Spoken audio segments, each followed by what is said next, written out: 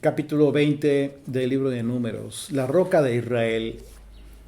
Acompáñenme en sus Biblias, por favor, si gustan ahí, el números 20, desde el versículo 1.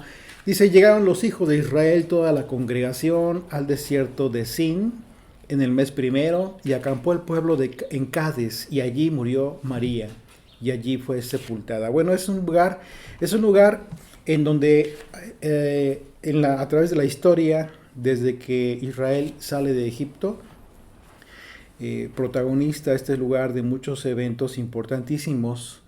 Recordemos que fue en este lugar donde Israel se rebeló contra Dios. Se negaron a pasar rumbo a la tierra prometida. Este es el lugar en donde los dos espías fueron enviados, recorrieron, en ese lugar Moisés los envió, y aquellos dos espías recorrieron la tierra de Canaán, informaban acerca de la tierra de donde fluye leche y miel después de aquel recorrido, y también de los gigantes que la habitaban. Y entonces el pueblo se manifestó incredulidad por causa de 10 de aquellos 12 espías, con excepción de Josué y de Caleb. Fueron 10 aquellos que manifestaron total incredulidad, no expresaron miedo, literalmente dijeron que no iban a poder poseer la tierra como el Señor lo había asegurado. Y esto influyó, por supuesto, en forma negativa en todo el pueblo. Y el pueblo se manifestó de una forma terrible en contra incluso de Moisés y en contra de Aarón. Incluso de quererlos destituir, de querer designar un nuevo líder, etcétera, etcétera. Entonces, pues fíjate que no es nada coincidente el hecho de que este nombre llamado Cades en el hebreo tiene que ver con la palabra hebrea Kadesh. Kadesh. No es Kadosh, sino es Kadesh, que en la traducción significa consagrado también, pero en un contexto negativo que tiene que ver con la prostitución, ¿no? Consagrado para la prostitución, la idolatría licenciosa, la prostitución idolátrica sodomita. Así de que este lugar recibe un nombre totalmente negativo y bueno, por alguna razón recibió este nombre.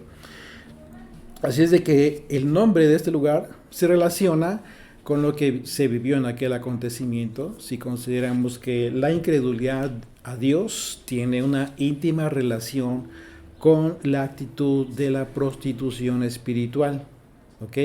¿Por qué? Porque en el momento en que tú dejas de ser fiel, ¿sí?, a tu esposo, a tu marido, a tu esposa, etcétera, comienzas a tener una actitud de infidelidad, y entonces no solamente te debes a una persona, sino ya estás, en este caso, la incredulidad espiritual.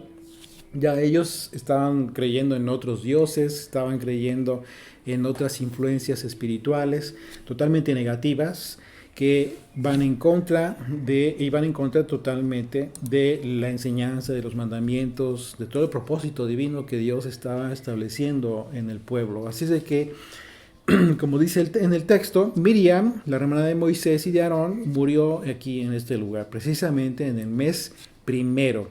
Es decir, en el mes en el que se conmemora la Pascua, en el mes de Aviv, exactamente. En este mes es el que se conmemora la liberación de la esclavitud, el mes en donde se conmemora las maravillas que Dios hizo por su pueblo, la Pascua, un evento que es recordado por el pueblo de Dios como testimonio de la salvación que Dios le dio a su pueblo a pesar de que la sombra de la muerte esté a la puerta. Es decir, ¿por qué continuamos celebrando la Pascua? Justamente por la misma razón, porque la sombra de la muerte está a la puerta y la liberación también. Así es de que tú decides qué camino escoges todavía. Cada día que hoy puedes incluso tener la revelación del Evangelio, el verdadero Evangelio, recibir esta buena noticia de esperanza y tomar esa decisión. A partir de ese momento comienza tu liberación de tu Egipto, comienza el sentido de tu Pascua, porque tu Pascua es Jesucristo, tu libertador. Así de que es impresionante como en la Escritura continúa dándonos de forma casi literal cómo es que los eventos que sucedieron en aquel entonces, en la antigüedad, hoy en día tienen un significado importantísimo, impresionante. No solamente en el aspecto espiritual, sino también en el aspecto material, de acuerdo a cómo vivimos nuestras vidas. Esto es importante porque entonces nuestra fe es viva. De otra manera, como dice Pablo, tu fe es en vano. Sí. Sin embargo, en este capítulo, una vez más, vamos a ver cómo es que la ingratitud y la incredulidad a Dios se manifestaron nuevamente justo en este lugar, en Kadesh. Dice el verso 2, y porque no había agua para la congregación, se juntaron contra Moisés y Aarón, y habló el pueblo contra Moisés, diciendo, ojalá hubiéramos muerto cuando perecieron nuestros hermanos delante del Señor. Fíjate que aquí, en este reclamo que era constante, seguido, estaban quejándose, seguido estaban de incrédulos, pensando que ya Dios los había abandonado para morir en el desierto, siempre decían eso, pero en esta ocasión expresan algo que se dio justo en aquella ocasión. Dice, ojalá hubiéramos muerto cuando perecieron nuestros hermanos delante de Yud-Hei Vав-Hei. ¿A qué se refiere? En este reclamo los israelitas recordaron aquella ocasión cuando después de que el pueblo se negó a entrar para poseer la tierra prometida a Canaán, Dios decretó y llevó a cabo un decreto a través de Moisés, que aquella generación no entrarían a Canaán y que morirían en el desierto. Primero Dios mató con una plaga a aquellos 10 espías, que fueron los que generaron esta incredulidad en todo el pueblo y provocaron la murmuración en contra de Dios, porque al murmurar en contra de Moisés y de Aarón, murmuraron en contra de Dios. Y Dios así lo tomó, así lo podemos ver. Si recordamos Números capítulo 14, ahí desde el versículo 34, dice, aquí está el decreto, dice, conforme al número de los días, de los 40 días en que reconocisteis la tierra, llevaréis vuestras iniquidades 40 años. Un año por cada día, y conoceréis mi castigo. Yo, Yud-Hei Vав-Hei, he hablado, así haré a toda esa multitud perversa que se ha juntado contra mí. En este desierto serán consumidos, y ahí morirán. Y los varones que Moisés envió a recorrer la tierra y que al volver habían hecho murmurar contra él a toda la congregación, desacreditando aquel país, aquellos varones que habían hablado mal de la tierra murieron de plaga delante del Señor. Pero Josué, hijo de Nun, y Caleb, hijo de Jefone, quedaron con vida de entre aquellos hombres que habían ido a reconocer la tierra. Claro, porque su actitud había sido totalmente diferente. Ellos, por supuesto, que creyeron y quisieron animar a todos para que tuvieran una actitud distinta. Y dijeron, el Señor está con nosotros. Ellos estaban seguros, pero el pueblo fue influenciado por aquellos 10. Y después, continuando con la actitud de rebeldía, muchos del pueblo decidieron, después que querían entrar a la tierra, ellos dijeron, vamos y que conquistamos la tierra, pero cuando lo intentaron, fueron muertos por los amalecitas, porque el arca del pacto y Moisés se quedaron en el campamento, ellos no los acompañaron. ¿Y por qué? Por causa de la rebeldía. Incluso Moisés les dijo, les exhortó, no vayan, oiga, ya el Señor ya decretó su decisión. Y no quisieron hacer caso. Así es que en esa misma expresión, en el sentido de que murieron sus hermanos, como en esta ocasión lo estaban diciendo, estaban recordando delante del Señor, es una referencia a aquella ocasión. Dice verso 44 de ahí mismo de Números 14, sin embargo, se obstinaron en subir a la cima del monte, pero el arca del pacto del Señor y Moisés no se apartaron de en medio del campamento, y descendieron el amalecita y el cananeo que habitaban en aquel monte, y los hirieron y los derrotaron, persiguiéndolos hasta Jorma. Así es de que el reclamo del pueblo fue en el mismo sentido de siempre, el mismo de siempre, el mismo reclamo, dando por hecho lo que jamás había sucedido en realidad, dando por hecho que morirían en aquel desierto, olvidados de Dios y siempre olvidándose de la misericordia y del poder que de Dios que siempre se había manifestado para salvar. Así es de que eso es una expresión de ingratitud y también de incredulidad. Recordemos, y lo delicado de tener una actitud así, ¿cuál es? Pues es de que de alguna manera el Señor lo recibe como una manifestación de rebeldía, literal, de incredulidad. Entonces, no por nada el tema de la palabra Kadesh, porque en este lugar que así recibía este nombre, justo también tiene que ver con esta actitud, la actitud de prostitución espiritual. Cuando tú dejas de creerle a Dios, literalmente se da una actitud de prostitución espiritual. ¿Sí? ¿Por qué? Porque dejas de ser fiel. Y pueden ser muchos los motivos, ¿sí? Pero al final de cuentas hay una prostitución espiritual y eso es lo más delicado. Es lo más delicado porque a través de la escritura nosotros podemos ver cómo es que el celo de Dios se manifiesta de forma terrible en contra de la actitud de quienes se manifiestan en prostitución espiritual. Israel a través de la historia fue castigado por el Señor precisamente por esa actitud. Aquí, por ejemplo, hay quienes de forma equivocada pretenden identificar a estos 10, de forma alegórica, a estos 10 espías con las 10 tribus del norte. Miren, esto sería un error. ¿Por qué? Porque la escritura literalmente dice que todo el pueblo,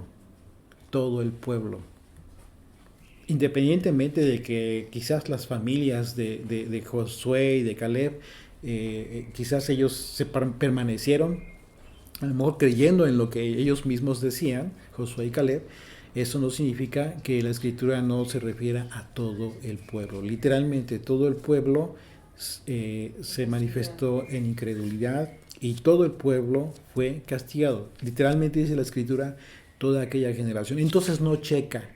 Si tú quieres identificar la actitud de rebelión, de incredulidad con las 10 tribus del norte, pues te vas a equivocar. ¿Por qué? Pues simple y sencillamente vamos a ver que más adelante Jeremías habla de la actitud de Judá, que fue peor incluso que su hermana Israel. Así es de que vamos a tratar de quitarnos las ideas que quizás con toda la buena intención, por supuesto, de enseñanza, en todo este tema de las dos casas, quizás recibimos en un momento, pero que a la luz de las escrituras y de acuerdo al orden histórico en que se dieron los eventos, los acontecimientos, unos y otros pecaron. Y el hecho de que Judá haya permanecido no fue por ellos, sino fue por Dios mismo, porque Dios es fiel a su palabra. Y Él le prometió a David que su casa permanecería por causa de la simiente santa. Así es que esto solo como paréntesis, porque si de alguna manera te quedaste con esa idea de querer identificar a estos 10 espías incrédulos con las 10 tribus, pues no checa. En realidad todo el pueblo fue incrédulo. Dice el verso 4, regresamos a Números 20, verso 4 dice: ¿por qué hiciste venir a la congregación del Señor a este desierto para que muramos aquí nosotros y nuestras bestias? Dice, ¿y por qué nos has hecho subir de Egipto para traernos a este mal lugar? Dice, a este mal lugar. O sea, seguramente están recordando lo que sucedió en aquel entonces. No es lugar de cementera, de higueras, de viñas, ni de granadas, ni aún de agua para beber. Aquí el punto es que comenzaron precisamente con el reclamo de que no había agua para beber. Uno de los aspectos que prevalecen en aquellos que regresan a su pecado, muchas personas que después de haber recibido el Evangelio, que después de haber entendido su propósito, la muerte de Jesucristo, a pesar de eso regresan a su pecado. Después de haber conocido a Dios y después de haber experimentado su misericordia y su poder en sus vidas incluso. Es precisamente aquello que les mantuvieron en una condición de esclavitud por haberse ellos deleitado quizás de aquella circunstancia. Hay gente que extraña su vida pasada, lo que hacía antes. Las pachangas de los sábados, los viernes en la noche, la copa, o sea, todo ese tipo de cosas. Créanme, hay gente que lo extraña y te lo dice. Y digo, son sinceros cuando menos, ¿no? Pero qué triste, porque realmente esas personas están en una tablita así, muy peligrosa. O sea, cuando tú escuchas a una persona que habla así, en esa persona no ha habido un nuevo nacimiento real, porque cuando Dios hace nacer de nuevo, es completo. La labor, esta obra es completa, no es a medias. Ahí quizás ha habido un esfuerzo en la persona, por supuesto, pero ha faltado algo, ha faltado una convicción real. Dios es justo, es bueno, y Dios escucha cuando tú le pides y le clamas, le ruegas que haga algo en tu vida. Si eso ya sucedió, créeme que Dios te va a escuchar. Si es que lo hiciste de corazón y has comenzado a obrar, a caminar sobre esto que estás pidiéndole a Dios. Pero si tú le estás pidiendo eso, pero si tus pasos van en sentido contrario, pues Dios mismo ve que lo que tú quieres, simple y sencillamente, no es real. Lo que tú dices querer no es así. Porque lo que quieres, lo que hay en tu corazón es algo totalmente distinto. A eso me refiero. ¿Y qué es lo que sucede con esto? Es el tema de la religión. La gente religiosa es lo que sucede con ellos. Están queriendo, pidiéndole a Dios, según bendiciones, que sus vidas cambien, pero ellos mismos llevan sus vidas por caminos distintos, contrarios en ocasiones. Una de las cosas que sucede con este tipo de personas es que cuando están estudiando la Biblia, llegan a un capítulo muy duro y se lo brincan. ¿Y saben qué? Ni siquiera se toman el tiempo de revisarlo, de estudiarlo. Y les voy a decir por qué. Porque las pedradas son muy duras. El asunto es que las pedradas no las tira uno. Ahí está la escritura. La escritura ahí está. Y lo único que hacemos es leer los versículos, expresarlos tal cual son, de qué se está refiriendo. Y entonces la gente misma está negada a ser confrontada por la propia escritura. Eso jamás te va a permitir cambiar tu propia vida. ¿Qué es lo que hace que una persona cambie en su propia vida? ¿Qué es lo que hace que cambie? Darse cuenta de su pecado, que sea expuesto su pecado, su vergüenza. El pecado es tu desnudez. Es una vergüenza. Fue justo lo que le sucedió a Adán y Eva. Se avergonzaron y se ocultaron de Dios. Se dieron cuenta que estaban desnudos. Ese es justo lo que hace el pecado. Te exhibe tu vergüenza. Y te avergüenzas y pides perdón y te sientes terrible. Pero si eso no sucede contigo y al contrario, eso lo tapas, lo cubres y sigues adelante. No, Cristo murió por mis pecados. O sea, yo no tengo por qué sentirme mal. Vamos de gloria en gloria, nos han dicho. Una serie de expresiones que totalmente no tienen sentido y bueno, hay que ser coherentes. Dios es fiel, sí es fiel, pero también es un Dios que conoce los corazones, la profundidad de los corazones de los hombres y las mujeres. No, a Dios no le podemos ocultar absolutamente nada. Podemos engañarnos nosotros mismos, eso sí. Pero ¿de qué te va a servir? Si con el principal, con aquel que puede darte su gracia, aquella influencia espiritual para poder avanzar, a final de cuentas, tú pretendes que le estás engañando cuando realmente no es así. Entonces así es la situación, ¿sí? Dice aquí lo que está diciendo Israel: no hay agua para beber, ¿sí? Y les decía que uno de los aspectos que le hace regresar a Israel, que le hizo regresar a Israel, fue estar recordando lo que supuestamente tenía mejor allá en Egipto. Y es lo mismo que sucede hoy en día. Extraña a la gente lo que hacía antes en su vida, antes cuando estaba sin Dios. Y quizás siguen sin Dios, pero permanecen ocultos en la religión. Por eso la religión no sirve de nada. No importa cómo se llame. No importa que se llame la religión católica, la religión judía, la religión de las raíces hebreas, la religión de los testigos de Jehová. O sea, denominaciones hay miles de denominaciones. Eso no importa. A final de cuentas, si es una religión creada por el hombre, ¿sí?, no sirve de nada. Eso no te va a salvar.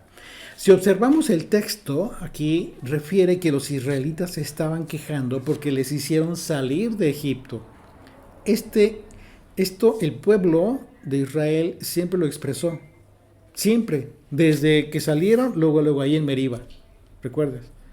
¿Sí? Reclamaban que los momentos de prueba, en los momentos en que debían haber manifestado fidelidad, obediencia, confianza y gratitud a Dios. Esto es lo mismo que sucede cuando las personas, después de en un momento de haber conocido a Dios y después de haber recibido sus bendiciones y cuidados, cuando pasa por una prueba, cuando la situación en su vida comienza a poner difícil, lo primero que pasa es que su condición, en un momento dado, en sus mentes, ¿qué es lo que sucede? Dice, estaba mejor en mi Egipto, estaba mejor antes. Y qué mejor, piensa que su condición era mejor cuando estaban en pecado. Lo que están diciendo era eso, por cuanto que no tenían pruebas. ¿Cuántas veces te ha tocado conocer personas que están totalmente, no quieren saber nada de Dios, absolutamente nada de Dios, y no tienen ningún problema? No tienen ningún problema, pues no van a querer saber de Dios, ¿como para qué? Cómodos. Están cómodos en sus vidas. Entonces, son dos tipos de personas, unas que no quieren nada de Dios y otros que viven en la plena religión. ¿Por qué? Porque simple y sencillamente, cuando viene una prueba, no acuden a la Torah para resolverlo. A ver qué dice Dios acerca de sus mandamientos, qué debo de hacer, qué decisión debo tomar para esta adversidad que se me está presentando. No, lo que hacen es a ver a quién voy a sobornar para poder resolver el problema. Y no importa, no importa, lo hacen. Van ante la autoridad y dicen mentiras con tal de que su problema, esa adversidad, se resuelva. Dime tú qué diferencia hay entre uno y otro. Pues no hay ninguna diferencia, solamente que uno dice que cree y el otro es más honesto porque dice que no cree. Hay mucha gente así. Hay mucha gente entre nosotros que vive de esa manera. Pero y los ves súper felices, cada día de reposo, las fiestas del Eterno, y pensando que toda la cuestión económica, el dinero, y no importa cómo, la cuestión es que hay que ayudar, y así como roban, así ayudan, como se sienten Robin Hood, ¿no? Robándole a los ricos para dar a los pobres. No, Dios no opera de esa manera. Dios no opera de esa manera, y tampoco lo ve bien. Dios permite la adversidad. Él es el que genera la adversidad de su propio pueblo para que el pueblo madure, para que el pueblo crezca, para que el pueblo adquiera una fe que le permita estar preparado para la vida eterna. De otra manera, ¿cómo piensas vivir? ¿A quién vas a sobornar cuando estés con el Eterno? No estás preparándote. Lo único que te va a preparar es este tiempo, que es muy corto, el tiempo que tenemos en esta vida. ¿Y cómo? A través de las adversidades, las pruebas, los momentos difíciles. Es ahí cuando no debes acudir a tus propias ideas, a los amigos, a tu dinero, a la bolsa. No, tienes que ir a la Torá y ver qué es lo que te dice Dios, qué decisión debes tomar. Ese es el camino. Es cuando decidimos, entonces estamos en el camino, estamos obrando conforme al camino que Dios nos ha establecido.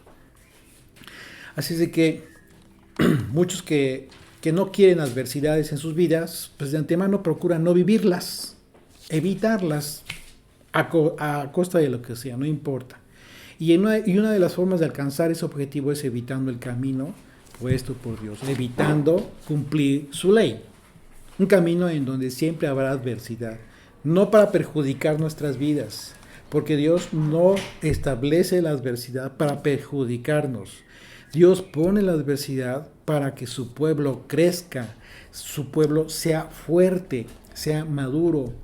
Cada vez que tú logras vencer la adversidad, pero que no acudes a tus propios medios, sino que acudes, por supuesto, a los medios que Él te da, que el Señor te da, pero partiendo de la decisión que Él ya te está dando en su ley, entonces lo que tú vas a ver a partir de ese momento es que Dios está contigo, porque te vas a comenzar a ser testigo de que Dios respalda la buena decisión que tú vas a tener siempre.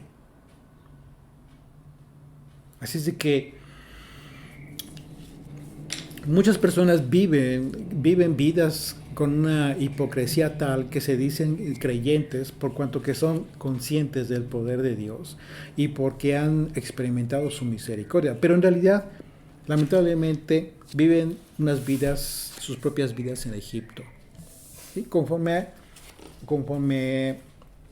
en un momento dado ellos consideran que es mejor. Entonces, ahora, ¿qué es lo que sucede? Puede ser que tú conozcas personas así, pero no te toca juzgarlas a ti. Si en un momento dado pues, no las conoces, no tienes trato con ellos. Pero ¿qué pasa si tienen relación contigo?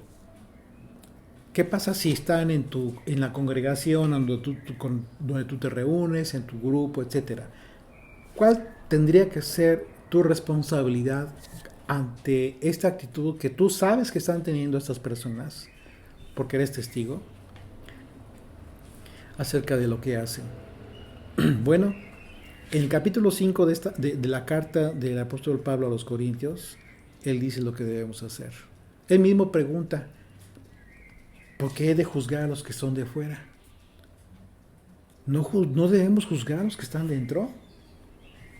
Si alguien tienes que juzgar es a los que están dentro, a tus hermanos, a los que se dicen tus hermanos, no a los de fuera. Pero pues se malentiende tu función o nuestra función y todo el tiempo nos la pasamos criticando y juzgando a los que no son. Aquel que dice que no cree y no le interesa, no tienes por qué juzgarlo, a ellos juzgará a Dios. Pablo mismo lo dice ahí, en capítulo 5 de la primera carta de Corintios. Pero, ¿qué pasa con aquellos que dice Pablo mismo dice, qué actitud debes de tener con aquellos que son hipócritas? Que diciéndose hermanos, andan en adulterios, andan en fornicaciones, andan de borrachos, andan de esto y eso. Con ellos ni siquiera comas. No lo dije yo, no lo digo yo, son palabras de Pablo. Y esas palabras que son duras, son las que aquellos se brincan. Es más, todo el capítulo está muy duro, está cortito, pero es muy fuerte, mejor lo brincamos.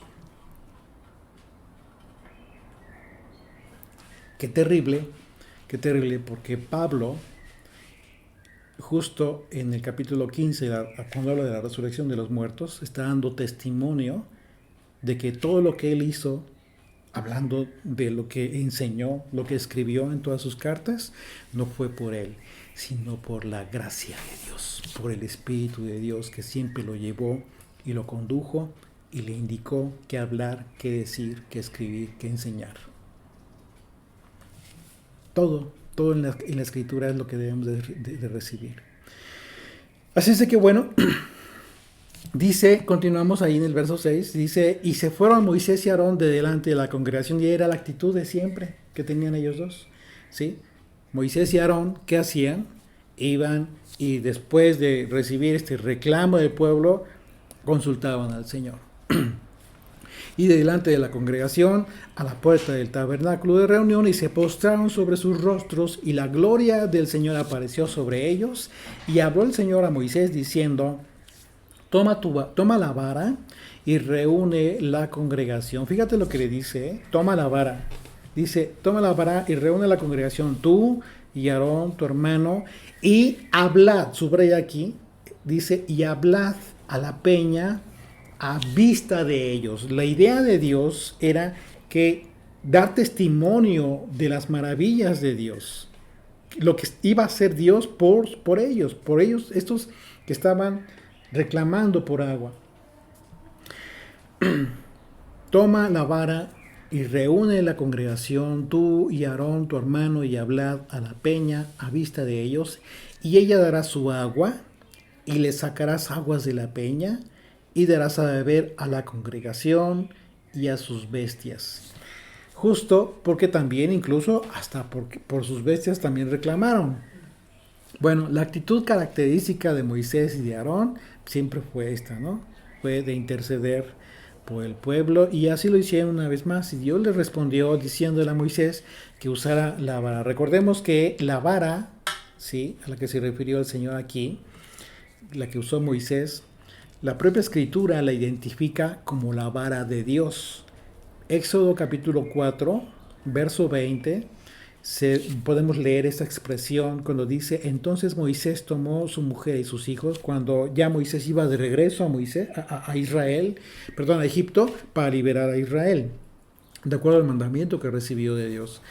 Y los puso sobre un asno y volvió a tierra de Egipto. Tomó también Moisés la vara de Dios en su mano. Esta es la vara a la que se está refiriendo aquí el Señor una vez más. ¿Por qué? Porque a la vara con la cual Moisés llevaba a cabo todas estas obras, estos milagros que surgieron allá en Egipto, y continuaba Moisés obrando a través de esta vara. Y notemos que sería la segunda ocasión. Esta sería la segunda ocasión en que Dios le dio el mandamiento a Moisés para sacar aguas de la roca. En el capítulo 17 de Éxodo, Dios le dio el mandamiento a Moisés para golpear la peña. Aquí hay una diferencia, y es muy importante porque en aquella ocasión Dios le dio el mandamiento a Moisés para que golpeara la peña y saldrían aguas para que el pueblo bebiera. Sin embargo, en esta ocasión Moisés no debía golpear la peña, sino que debía hablarle frente a toda la congregación. Esto es muy claro, el texto lo dice muy claro, frente a toda la congregación debía hablar a la peña. Esto por supuesto que implicaba en sí mismo un acto de fe. Un incrédulo que diría, ¿cómo voy a ver hablándole a la peña, a la roca, para que salgan de ellas aguas?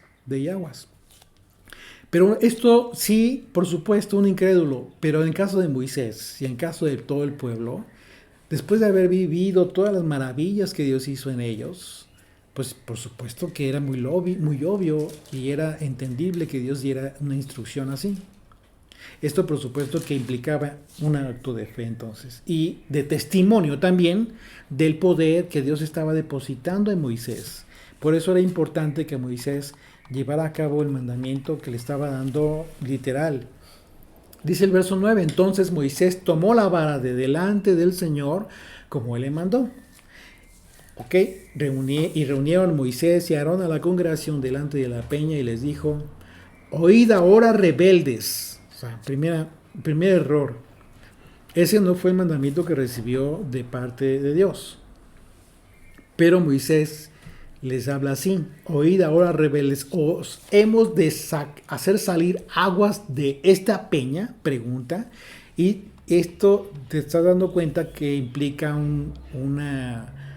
esta interrogante implica, por supuesto, incredulidad por parte de Moisés.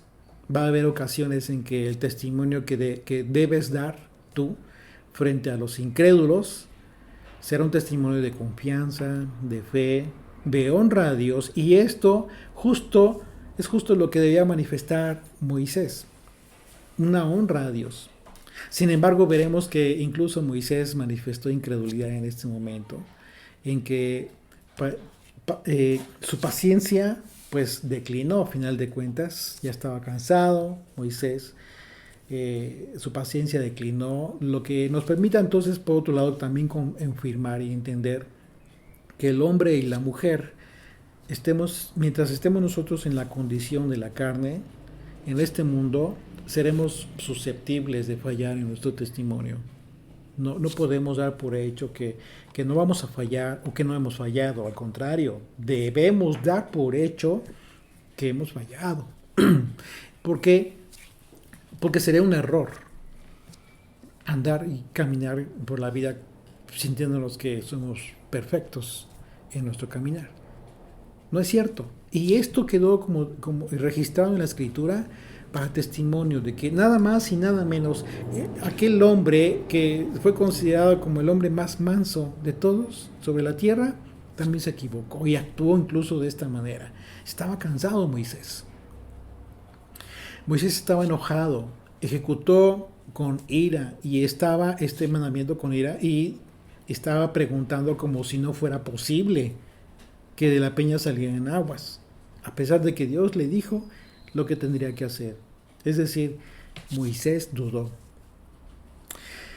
Verso 11. Entonces alzó Moisés su mano y golpeó la peña con su vara 2 veces. Y salieron muchas aguas y bebió la congregación y sus bestias.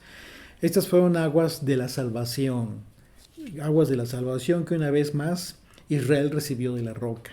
Que en términos simbólicos y en términos proféticos estamos hablando de Yeshua, que a pesar de nuestras fallas, conociendo nuestras debilidades, el Señor nos alimenta y nos sustenta una y otra vez, animándonos a que confirmemos y confiemos en Él.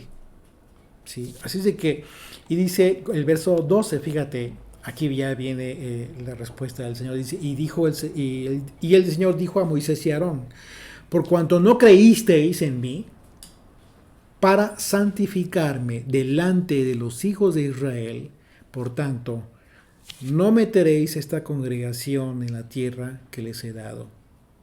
Estas son las aguas de la rencilla por las cuales contendieron los hijos de Israel con el Señor, y Él se santificó en ellos. Triste noticia para Moisés y para Aarón. En este segundo incidente, Moisés tendría que hablar a la roca porque la roca ya había sido golpeada. Recordemos, según que ¿cuándo fue el primer incidente? En Éxodo capítulo 17. Así también Cristo, ¿qué fue lo que sucedió? Si estamos identificando esta roca de donde salen aguas con el Mesías, ¿qué fue lo que sucedió con Yeshua? Cristo fue crucificado hace más de 2000 años, y cuando Él dijo en la cruz, consumado es, realmente su obra de redención quedó consumada, terminada. ¿Sí? Así es de que Cristo no puede ser crucificado 2 veces, otra vez. Este golpe sería tanto como que en un momento dado, si queremos tratar de entenderlo de forma alegórica lo que sucedió, tratando de identificar sin desconectar la identidad de la roca con Yeshua, no puede ser golpeado 2 veces, de ninguna manera. Fue golpeado solamente una vez, murió y resucitó una vez, pero no puede ser golpeado una vez más. Y continúa siendo la roca de Israel, Yeshua, en muchos otros sentidos, por supuesto. De aquí aprendemos un principio muy, muy importante. No importa que toda nuestra vida hayamos sido muy obedientes, fíjate qué delicado es. Puede ser que toda tu vida te hayas esforzado en ser obediente, y si al final pasará un testimonio lamentable de incredulidad. De modo que mantengamos firme nuestra convicción entonces, porque por supuesto que Moisés tiene un lugar muy importante, eso nadie se lo va a quitar. Aarón, por supuesto, también, a pesar de no haber podido terminar la misión como inicialmente pues estaba planeado. Pero aquí vemos algo también bien claro. Dios es justo y Dios cumple sus promesas. Verso 14 dice, envió Moisés embajadores al rey de Edom desde Cades, diciendo así dice Israel, tu hermano, fíjate cómo se expresa, tú has sabido todo el trabajo que nos ha venido. Estas palabras con las cuales envió a Moisés a aquellos embajadores, indicando la perspectiva de que de antemano el rey de Edom sabía, ¿sí?, y en un momento dado debía también considerar en su respuesta a la solicitud que hizo Moisés. Porque al referirse a Israel como hermano de Edom, Moisés se remontó al tiempo en que vivieron Jacob y Esaú, como hermanos en la casa de su padre Isaac, hijo de Abraham. Recordemos que la escritura identifica a Esaú como Edom, porque Edom significa rojo, rosado o alazán, de acuerdo al concepto hebreo. Y Esaú tenía la característica de ser pelirrojo, precisamente. Génesis capítulo 36, verso 1 dice, estas son las generaciones de Esaú, el cual es Edom. Aquí literalmente está identificando a Esaú, la escritura, y sus generaciones que enseguida se detallan con Edom, dice, el cual es Edom. Y a partir de ahí, en muchos pasajes de la escritura se identifica a Edom precisamente con Esaú. Y por esa razón aquí Moisés habla de Israel como hermano de Edom. Entonces lo que nosotros podemos en un momento dado aquí entender claramente es que efectivamente Moisés está hablando de aquel evento. Pero muy a propósito, dice tu hermano Israel, ¿sí? Sin embargo, recordemos que aquellos dos hermanos tuvieron conflicto. ¿Por qué? Por causa de la primogenitura que Esaú despreció y que Jacob anheló.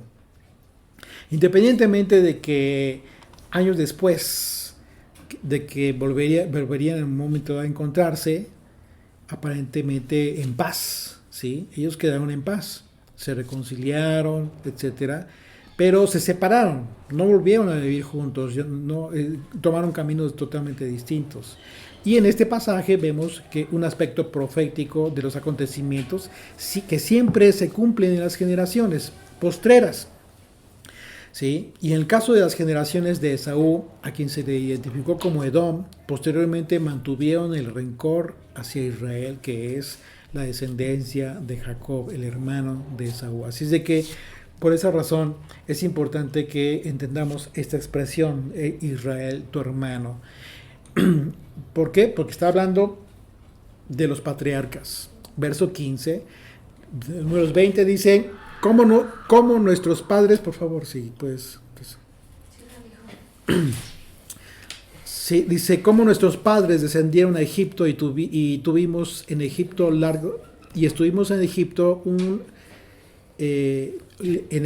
largo tiempo, y los egipcios nos maltrataron y a nuestros padres, y clamamos al Señor, el cual oyó nuestra voz y envió un ángel y nos sacó de Egipto.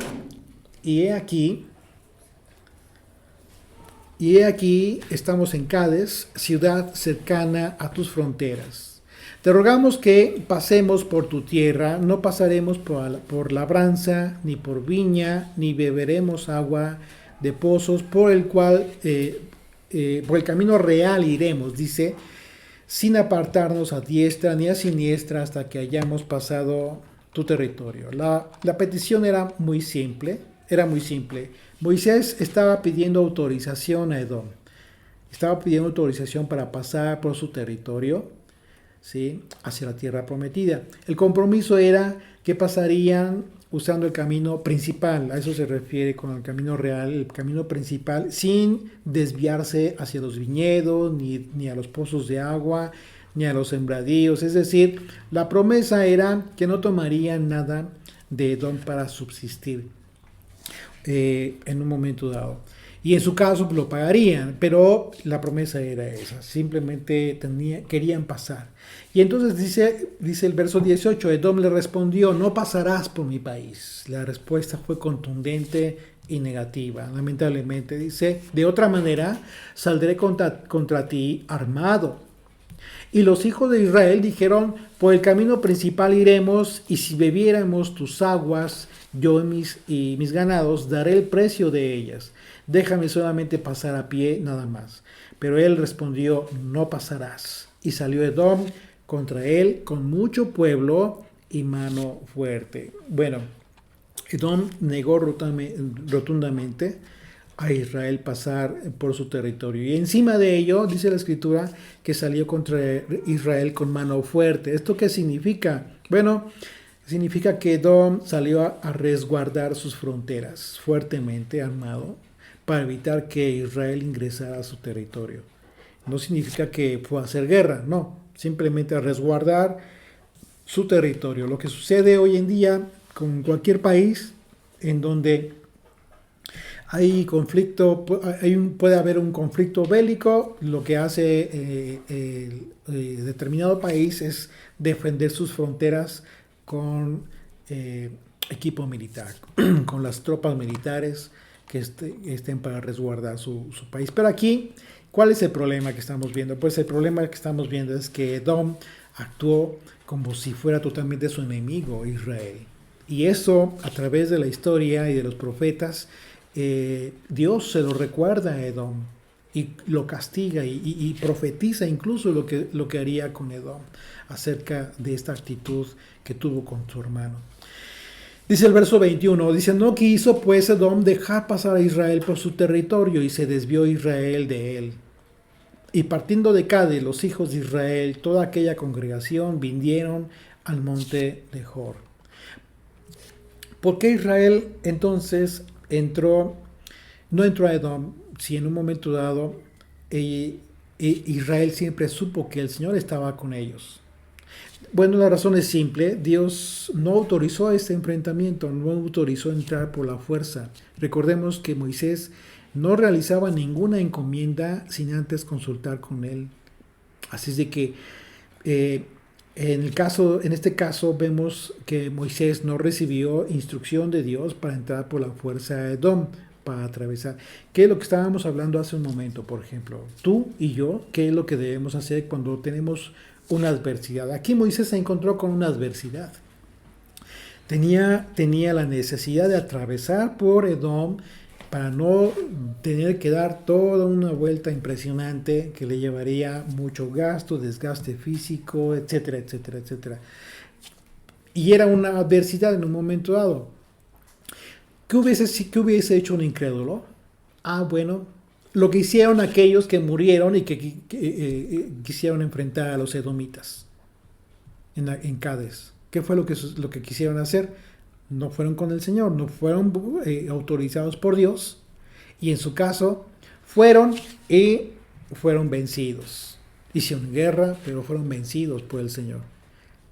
Lo que sucede hoy en día es exactamente lo mismo que está sucediendo con Moisés, y lo vemos, y es una enseñanza más. Moisés está haciendo las cosas conforme lo dice la Escritura. Edom estaba establecido ya en este lugar, y lo que debió haber hecho Moisés efectivamente fue pedir permiso, pero ante la negativa simplemente no pudo haber entrado por la fuerza, dando por hecho algo que no era así, es decir, dando por hecho que Dios lo iba a respaldar en ese enfrentamiento. Así es de que es, una vez más, una enseñanza acerca de la forma en cómo nosotros debemos actuar. ¿Cómo? En base a la Torah, en base a la Escritura. ¿Qué dice la Escritura acerca de lo que vas a hacer en esta situación en la que estás teniendo conflicto? ¿Qué dice la Escritura? Acude a la Torah. El Señor te va a decir qué es lo que tienes que decir. Así es de que Dice, no quiso pues Edom dejar pasar, dice verso 21, no quiso dejar pasar pues Edom dejar a Israel por su territorio, y se desvió Israel de él. Y partiendo de Cádiz, los hijos de Israel, toda aquella congregación, vinieron al monte de Hor. Porque Israel no entró precisamente por eso, ¿no? Moisés fue muy prudente, respetó a final de cuentas a Edom. Verso 23 dice, y el Señor habló a Moisés y a Aarón en el monte de Hor, en la frontera de la tierra de Edom, diciendo, Aarón será reunido a su pueblo. Aquí está anunciando que Moisés ya sería recogido por el Señor. Perdón, Aarón. Pues no entrará en la tierra que yo di a los hijos de Israel, por cuanto fuisteis rebeldes a mi mandamiento en las aguas de la rencilla. Aquí está cumpliendo ya su promesa el Señor, y por más duro que se escuche, se pueda ver esto, vemos que la justicia de Dios se cumple en base a su propia voluntad, en base a lo que el Señor ha prometido. Y esto es una prueba muy clara acerca de lo que va a suceder también en el futuro. Tú puedes estar considerando que algunas cosas no van a pasar, ten cuidado. Si el Señor lo anunció, ten por seguro que va a suceder. Hay muchas personas que en base a una doctrina por ahí que se divulga en el sentido de que no vamos a padecer la persecución, que pues es un totalmente equivocado. Yeshua lo dijo. Los profetas lo anunciaron. Antes del regreso del Señor se van a dar muchas cosas terribles y serán adversidades y muchos que creen dejarán de creer y el amor de muchos se enfriará. A eso se refiere la expresión del amor de muchos se enfriará, precisamente porque van a suceder todas estas situaciones y debemos estar preparados. Por esa razón, todas aquellas personas que ven la Biblia como solamente para animarse, para alimentar su estado anímico en sensaciones, en emociones, pues no están haciendo absolutamente nada por ellos mismos. De hecho, se están perjudicando, se están engañando a sí mismos. Por eso, exactamente, no hay una conversión real. Un comentario. Aquí lo que veo es de que Dios castigó a Moisés, pero también a Aarón. Sí, claro. Y Moisés fue el que golpeó la piedra 2 veces, pero sí. Aarón también fue castigado y no entró. Sí, pero estaba con él.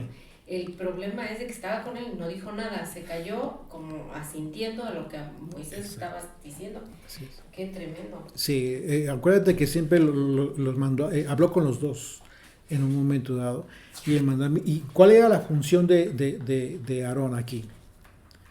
Recordemos que Aarón, en Aarón descansaba la responsabilidad espiritual del pueblo y como consecuencia la responsabilidad espiritual de las cosas que llevaba a cabo Moisés. ¿Qué sucedió en ese momento? En ese momento debió haber hablado con Moisés. Quizás en un momento dado debió haberlo detenido, debió haber intervenido, exhortarlo antes de golpear la piedra, pero no hizo nada. Una vez más, lo mismo que sucedió con el becerro de oro, no hizo nada. Ese fue el problema de Aarón, pero bueno. Por esa razón, los dos tuvieron esta resolución por parte del Señor.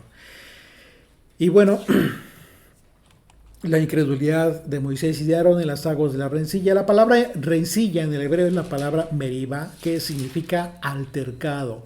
Y si observamos, es interesante que Dios considera la incredulidad como pecado de rebeldía contra Él. Lo que les comentaba hace un momento, ¿no? Un pecado de rebeldía contra Él personalmente. Así es de que esta sería el fin de esa incursión de Aarón. Al igual que Moisés no entraría a la tierra prometida. Solamente en el caso de Moisés se daría esto más adelante.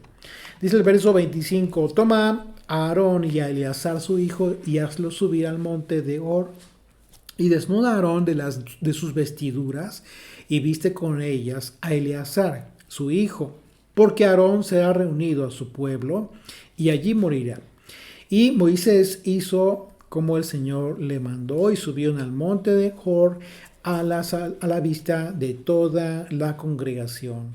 Y Moisés desnudó a Aarón y a de sus vestiduras y se las vistió a Eleazar su hijo. Y Aarón murió allí en la cumbre del monte y Moisés y Eleazar descendieron del monte. Bueno, este fue el momento en que Moisés finalmente parte. Dice el Señor, fue reunido con los suyos, con su pueblo. Este fue un acto de sucesión. Esto que sucedió en ese momento fue un acto de sucesión del cargo de sumo sacerdote. A partir de ese momento, Eleazar sería el sumo sacerdote de Israel y por ello Moisés recibió el mandamiento para quitarle las ropas a Aarón, las vestiduras santas, porque la santidad de estas vestiduras, recuerden que tenían la unción del Señor, estarían ahora en la persona de Eleazar. ¿Sí? Y bueno, dice el verso 29. ¿Te acuerdas que en el capítulo anterior, en el capítulo de la vaca alazana, vimos cómo es que en el pasaje dice literalmente que la vaca sería consumida, pero que tendría que verla con sus ojos Eleazar?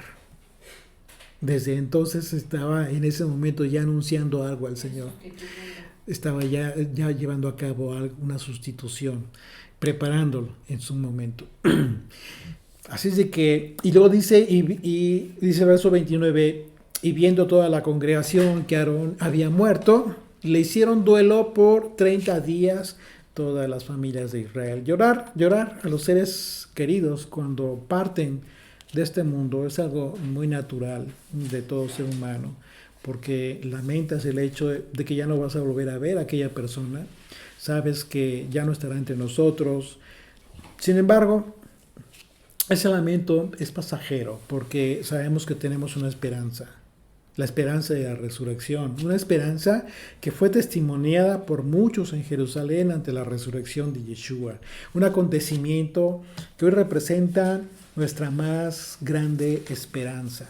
Así es de que mientras estemos en este mundo, bebamos de las aguas de la peña, las aguas que dan vida y vida en abundancia, una vida que solo puede dar nuestro Mesías, la roca de Israel. Amén. Amén. Bendito eres, Señor. Gracias, Padre eterno, por estas aguas que fueron derramadas este día, desde la mañana, Señor, hasta ahora. Gracias, Padre, porque eres fiel y verdadero, porque tu misericordia es para siempre para con tu pueblo y tu palabra no falta porque permanece por la eternidad. Tu palabra, Señor, es eterna. Gracias porque estos cuerpos que tenemos algún día morirán, Padre, pero nuestras vidas tendrán un propósito para la vida eterna, mi Dios, para esa vida que has preparado, porque creemos en ti, en tu muerte, en tu resurrección, mi Dios, en que algún día estaremos morando contigo, Padre eterno, y que nuestras familias que ya se encuentran durmiendo, en algún momento tú las llamarás, Padre, y viviremos eternamente contigo. Gracias por esa promesa, mi Dios, porque esa promesa nos trae esperanza, esperanza para obedecer tus mandamientos, esperanza para continuar firmes en nuestra fe, en esa fe que hemos heredado de Abraham, de Isaac y de Jacob, nuestros patriarcas. Gracias porque a través de esta roca, Señor, bebemos la verdadera agua de vida, la que nos sostiene cada día, Señor. Te pedimos que en esta semana tú nos sostengas, nos ayudes, Padre, nos consueles, a todos aquellos que se encuentran enfermos, con dolencias, les traigas sanidad, Padre eterno. Aquellos, Padre eterno, que están sufriendo por la guerra, les traigas paz. Y aquellos, Padre eterno, que están luchando con una prueba, les traigas fortaleza en su fe, Padre. Mi Dios, sabemos que estamos contigo, que tú estás por nosotros y quién contra nosotros, y tú estás por nosotros, Padre eterno. Te bendecimos, mi Dios, porque eres un Dios vivo y verdadero. Te alabamos, Padre. No tenemos palabras ni de qué forma de gratitud darte, sino nuestra obediencia, nuestra vida a ti, Señor.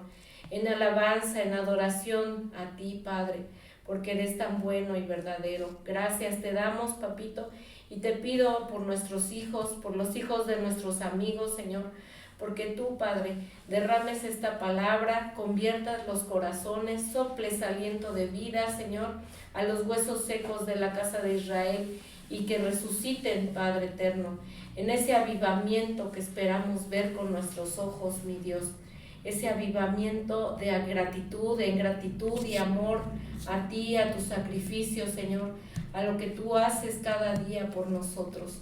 Gracias por los trabajos que nos das, porque no nos falta el sustento del hogar, Padre. Gracias, mi Dios, por tu amor, por tu bondad, por tu misericordia, por tu fidelidad, Padre eterno. Te alabamos, Señor, en el nombre y por los méritos de Yeshua, y te agradecemos también por la cuenta del Omer, porque es el día 35, faltan 15 días, Padre, para estar delante de ti en tu fiesta, en esa cita especial contigo. Te alabamos en el nombre y por los méritos de Yeshua. Amén. Amén.